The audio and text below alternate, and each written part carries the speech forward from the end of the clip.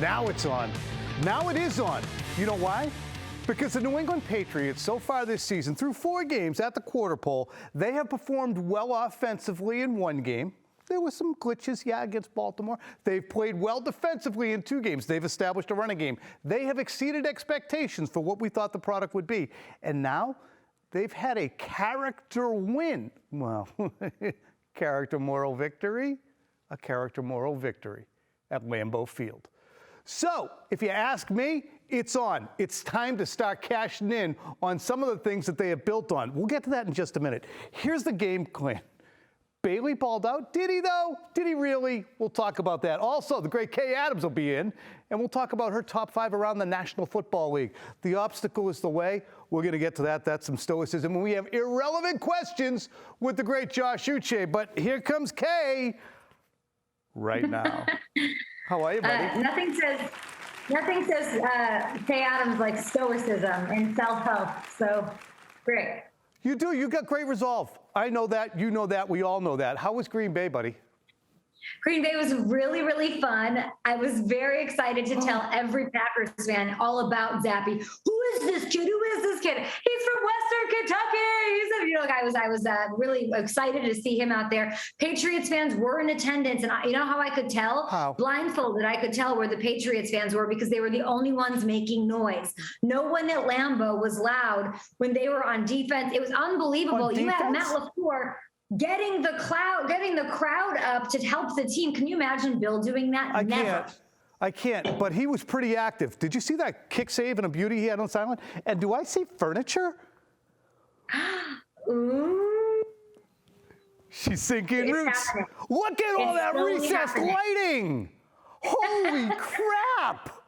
Wow, I can't wait. We're going to have a massive, massive Quick Slants party out there in L.A.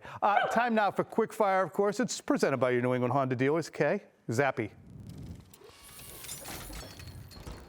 Obviously not the outcome we wanted at all. I just want to first give credit to all my teammates. They kept me calm. They kept me, getting the nerves out of me. They kept me in my space and cool, calm, and collected. And, everybody played well tonight. O-line played well. We ran the ball well. It really just comes down to me. I just got to make more plays, and the outcome's differently. Tom, somebody tweeted me that Zappe looks like somebody cast to play Mac Jones in a movie about Tom Brady. I love that tweet, but I also loved how Zappe led this offense in hostile territory inside his own 5. He was there doing his thing. But now there's lots of questions about the quarterback situation headed into week 5. What do you know? I know that they have a situation to confront if Brian Hoyer isn't ready to go as to how they make the game plan a little bit more adventurous with Bailey Zappe. Look, to go 10 for 15 for 99 yards is fine, but I think relative to a normal quarterback's performance, it wasn't really even a thimbleful of what Brian Hoyer was going to be asked to do on the same day. Outstanding performance and a great first step in the NFL, but he's not quite ready for prime time, even if he satisfied to a great extent every expectation. And in who I think it looks like, Kay? The kid from Hoosiers, the kid from the end of the bench who had to get thrown in to take the shot. You know which one? Yes. You do? Sure, I can picture him. I'm sure he looks just like Mac Jones, Tom Brady, and Ollie. He looks like Ollie. Well, there we go. I'll say this. I spoke to Matt Castle on Up and Adams on FanDuel TV earlier, and I said, how much attention could Bill Belichick and Matt Patricia possibly have given this kid when you had to overdo it and get Brian Hoyer ready to make this start? And he said not very much, and he's probably thrown in to the deep end. He credited mostly, more than Zappe, Matt Patricia for his adjustment, not throwing as much at him as he possibly could have in that game against Green Bay. So we'll see. I'd like to see Zappe personally because it would be fun. All right, let's go to Ty Law here. Ty Law with some spicy words you got to hear. No one's playing and challenging the receiver. So, you make a couple plays, you get an interception, but to say something like that, you got to have some swag and go out there and make some plays. And I don't think anybody in that secondary, especially a rookie, to say something like that, you ain't making enough plays to say nothing like that. So Jack Jones said that throwing an out route against him is disrespectful. He's young. That was Ty Law. Your thoughts? Ty Law is a card-carrying member of the huge swag club. And Ty Law once said to me, Peyton Manning's going to put me in the Hall of Fame. And he actually did.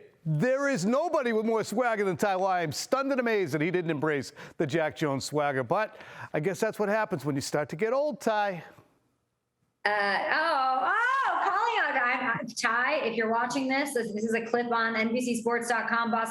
I had nothing to do with this. It was a pure setup. I have nothing but respect and love for you as always. You were an absolute legend. I do too. Tom Curran laying down the law here. Okay, there is a score to settle. Last time Belichick faced Dan Campbell, a crowd favorite in the NFL. He was interim coach for the Dolphins. Pats lose that one. Your thoughts on this game? Talk to me. I mean, look at this. This is a revenge game, not just for Matt Patricia, but for Bill Belichick. They got scores to settle here against Dan Campbell. There are kneecaps that are going to be bitten. There will be blood spilled Sunday at Foxborough Gillette. I'm telling you, people probably are laughing and snorting, but this is one of those games where you will look at the matchup on the sidelines and say, beat down. But you know what? There's so much buy-in going on with the Detroit Lions right now that I am fascinated by this matchup, okay? They're allowing, I'm fascinated by this Lions team. They're playing hard. Yes. They're hard out for anybody. Do not overlook them. They're allowing more points than anybody. So whoever's under center might have some luck there, but they're also putting up more points than anyone. So an explosive offense, and we'll see. And they play like hell for Dan Campbell. All right, let's get to something a little serious. Gross motor instability, the NFL, NFLPA. There's a statement here, of course, a joint one on concussions, saying that modifications to the protocols are necessary. Conversations have begun around use of the term gross motor instability. What are they talking about here? Anytime a player seems to be experiencing any neural discomfort and stumbling, unable to maintain their balance, they are going to be quite likely, as they move forward with this, removed from the game. The reason this is pertinent in my estimation is if we go back to 2014, the Super Bowl the Patriots played against the Seattle Seahawks, Julian Edelman took a serious hit from Cam Chancellor. He stumbled after that hit. He was evaluated on the sidelines by an independent neurologist and the Patriots trainers, went back in the game. He later told me, while so many people speculated that he had a head injury, he said, look, I had a hip. That was my hip. My head wasn't even bothered. And when you watch his demeanor after that, it seems to track. But it's interesting when you look at this gross motor instability as it comes in, Kay, it's going to have some ramifications on players in general who may otherwise be okay. Is it okay with you to, I guess, to use a term, throw the baby out with the bathwater and overcorrect in the wake of the Tua? Yes.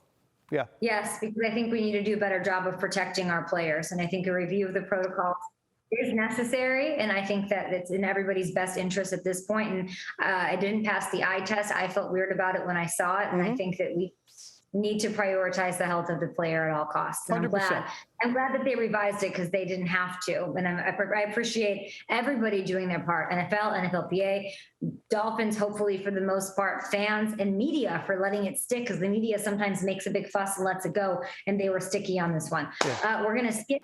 We're gonna hit you with the poll. I got a poll. We're going to skip Jamie. We're going to skip Jamie. We'll get to him later on. I want to hit the poll because I threw out a poll today. From the stands, I asked you folks, if it comes down to Hoyer or Zappe to start on Sunday versus Detroit, who would you choose? Brought to you by Shaw's. They're perfecting the art of fresh. Bailey, please. 72%ing it. Brian, thank you. 21%. What's Cam up to? Just 3% of you said that's a great idea. And, of course, I missed Stiddy, 4%. Okay, what do we got for comments? I missed it. I really wish Ryan Mallett would get the start this week. Are we kidding? This is me. Don't worry, Bailey Zappe. I want a bit of a spark here. That is my comment. That's who I want. We have BDE saying Cam was better for us than Mac's been so far. In his past 10 years, he spent $200+ million on pass catchers. He'll be successful to people to throw to. I speak for all Patriots fans. We should re-sign Cam Newton. Mac Jones I took a poll. It's not all Patriots fans. Go ahead, Kay. All right. Grain said if the coaching staff continues to be conservative, it won't matter who's playing Tom. Fair. And then we have Casey. Tom, we all know the Pats are going undefeated from now till the bye. 'Tis the season. I like that one. We have a wide range of answers here, don't we? Here's Bondi. And Michael says, Zappe, and it's not even close, baby. Listen, let Bill get his hands on him for a full week. Let's go.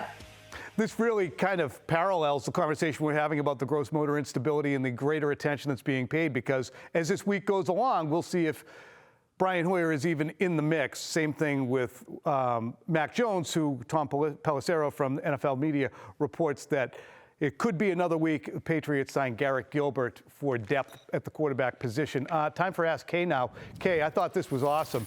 This is you speaking on your show on FanDuel Up and Adams about Aaron Rodgers. Hit it! Do you want to know what I think is unsustainable, Aaron Rodgers? Depending on you to throw 40 touchdowns and 4 interceptions and being brilliant and mistake-free every single game. They've put everything on him year in, year out, and it has not resulted in any rings. That's, in fact, unsustainable. The last ring they got was 2010. What did they have then? A top 5 defense, by the way. Exactly what they have now, and a dependable run game. All right, buddy boy. Let's roll right into your top 5. I love the points. I love the input. I want people to see how good that program is. But I also want your top 5 because you are plugged in. What do you got? I don't love a power ranking. And I want you to know I would never do this for anyone but you, but those Packers are at number 5. And I think they're going to end up in the top 3, maybe at number 1 before all said and done, because the chemistry is building. Their defense is stout. He looked like crap the first half, though. He really did. So they don't belong anywhere but top 5 right now. Then I have San Francisco above them in the NFC. This is a great team. Their defense is insane. They've got stars on every level. No weakness there. I think Jimmy Garoppolo is a winner and will take them to the promised land. If it was them against the Packers on Sunday, the Niners would win. Then I have the Chiefs, and at 2, I have the Bills. I don't have the Bills at number 1 because you can't put a team that has a loss over another team. The Eagles are the number 1 team in the National Football League. Defense, offense, turnovers, the whole deal. Eagles! You are a superstar. Growth potential? Take a look at it. Patriots run game by week. First week, not a lot, 78. Then a $124, $145, $167. They are gaining traction, and the Patriots themselves seem to be gaining traction, despite that 1-3 record. Here's Phil Perry talking about the entire situation the Patriots are facing right now and what it could do for them. That's leading off my slant. Watch out! To me, if they can lean into this period of time without Mac Jones and still find things that work for them, lean into this obstacle, they can continue to adopt those moving forward and say, this is who we are. I think this is a time for them to form their identity, even without their most important player. I really think that's a great take. And Phil went on to say, Ryan Holiday wrote a book called The Obstacle is the Way. And Bill Belichick is a big Ryan Holiday fan. He has spoken to the team. He talks about stoicism and finding a way to accept the adversity and do something good with it. Well, now the Patriots are 4 games in, and the table-setting portion of the season is done. It's time for them to eat. It doesn't matter that there's no Mac Jones. There are 52 other active players with a stake and a chance to not look like every other middling team that's given to indiscipline, brain cramps, and beating themselves. This is a time, over these next 5 games going into the bye, for the Patriots to get back to their roots of being the biggest, most potent brains on the field. There's those opponents. It should start Sunday against the Lions. If the Patriots are who they were, they are going to be clean as a mommy scratcher going forward. It might not return them to the elite, but it will get them out of the basket of meh they've been living in for a couple of years when they can be their own worst enemy and they look nothing like the crisp and clean Patriots we remember. We also have, this is where the Patriots stack right now. I thought this was interesting. Friend of the show, Mike Florio from Pro Football Talk, here's his power rankings, and you can scrutinize. I'll scrutinize with you. Where are they? Oh my God, we got they're 24 and they're under the Bears and the Seahawks. Oh my. Okay, well, that's some comeuppance, okay? Speaking of comeuppance, here's some guys who are coming up to, hopefully for the Patriots, change that tenor. And here's our risers. First riser up, it's that guy with that swag. It's Jack Jones. Jack Jones had a fumble recovery. He also had a pick.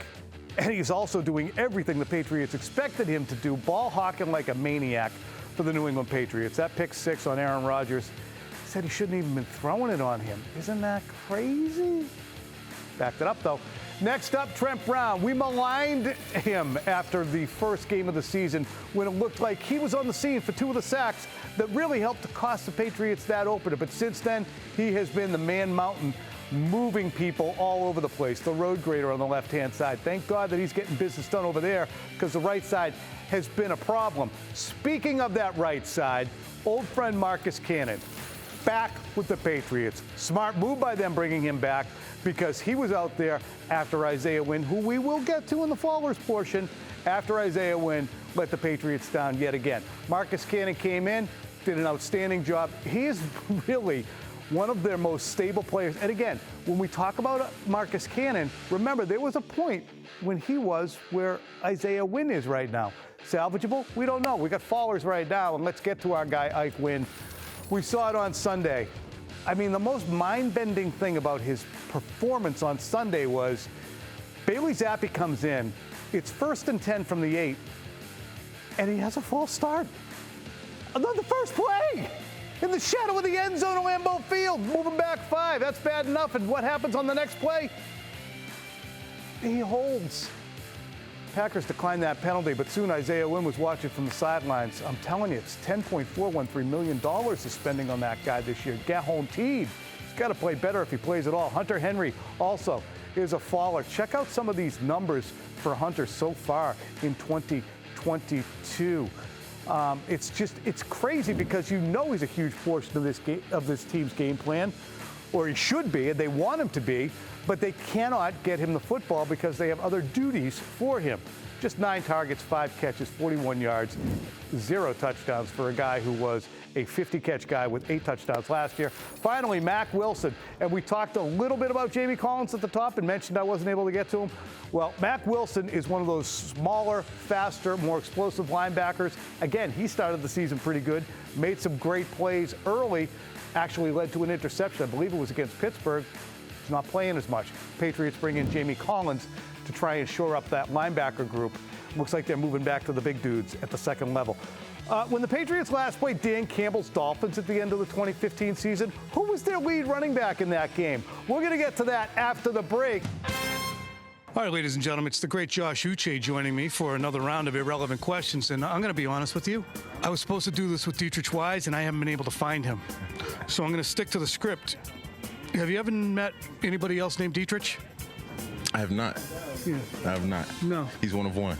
He's one of one. But I figured because he's got a Dietrich Wise Jr., he was going to tell me, yeah, my dad. We're going to skip on to the next one. I'm guessing you were always a big kid. Did you embrace that? Were you always a big kid, Josh? I was a little chubbier growing up. You know, Pop Warner, I used to run with a trash bag, and I had to lose weight. And my father, he was just big on kind of just getting outside and running. So I'd be outside with this, trash bag for hours, just running around. I'd be hungry, take me to McDonald's and get a salad. You know what I'm saying? Like, how like torturous is a salad from McDonald's? Like, you've got McChickens, you've got McBurgers, you've got all types of stuff, and I had to get a salad. Shout out to you, Dad. Mr. Uche, I got to be candid. I am not one to second-guess anybody's child rearing. But I know what you were doing. You were working on his willpower. I used to bring my kids to training, and I would sit outside and eat donuts while they were running back and forth. They were pissed. What's the hardest you've ever been hit? I want to say when I first started playing football for the Palmetto Bay Broncos, first year playing football, and, I think it was on some type of special teams, and I wasn't looking. As soon as I turned my head, I just felt every bone in my spine start clicking, and I had been cracked back, as guys like to call it. So, yeah, to this day, that's probably the hardest hit I've ever, gotten. Did you have any second thoughts at all, or was it immediate, you know what? I didn't like that, and somebody else is going to get it?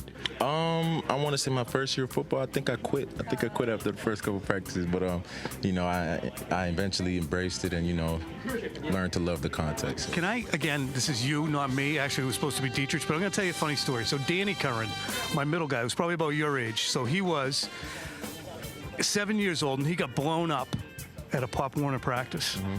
So I don't want to play anymore. My body's vibrating. So I actually went to Belichick. This was like 2006. And I said, hey, my kid wants to quit. And I know they're not supposed to quit.